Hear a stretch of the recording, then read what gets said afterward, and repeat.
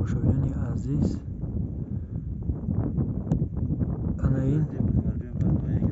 ин кӯли ана зебоманзар яке аз кӯлҳои калонтарини ноҳияи лахш бо номи харикул мегуфтияншак, номи бемаънӣ.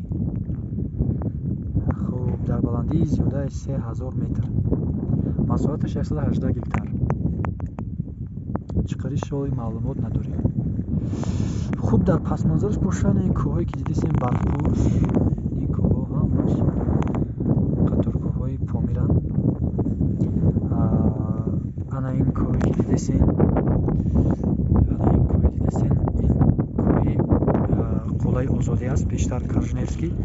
баландиш аз сатҳи бар 7105 метра ташкил медиҳад.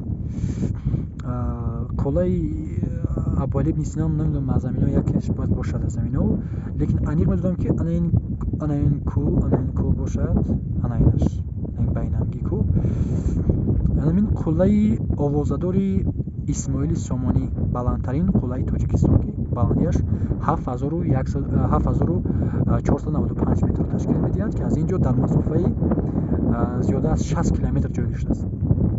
ҳамин кӯҳ аз мо 60 километр дур аст, яъне 60 километр тай кардан дар кор ки то ҳамун асоси кӯҳ, то ҳамун поёни кӯҳ бигем ки расем. ҳозир ҷое ки мо қарор дорем иҷа, тавре ки гуфтам, дар баландии зиёдаи 3000 метр ҳозир мо қарор дорем. вай тараф мешавад сарҳади ҷумҳурии Қирғизистон.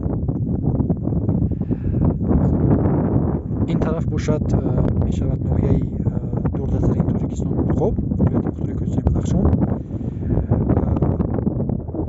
хуб ин тараф бошад Рӯшон, Рошқала, Хорух.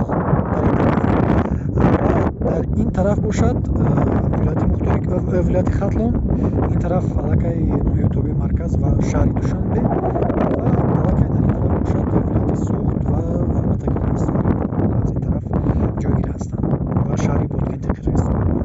аз ин тараф бошад шаҳри Оши Қирғизистон. хуб тамошобинони азиз, ин буд як сафари навори кӯтоҳе ки мо аз ҷараёни барномаи таҳлилии экотуризм ки насиб кардагӣ бошад, рӯзҳои наздик аз телевизиони союҳӣ ва омрҳои мардумӣ пахш мешавад. моро ҳамроҳ бошед.